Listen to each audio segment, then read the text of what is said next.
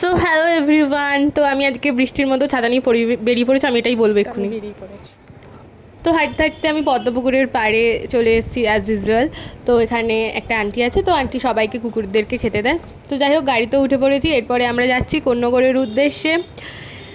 তো স্ন্যাক্সের জন্য তোমরা যদি উত্তরপাড়া থেকে সোজা আসো জিটি রোড ধরে, তাহলে সাদুরঘাট পড়বে।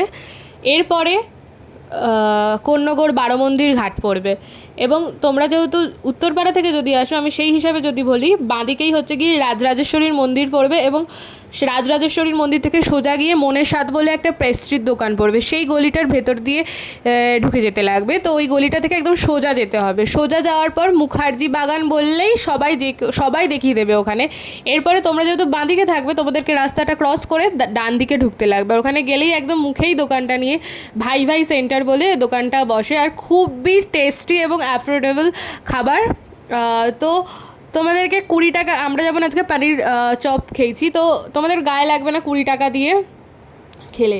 তো আমরা একটু লেট করে গেছিলাম বলে সবই শেষ হল, বাট খেতে খুবই টেস্টি।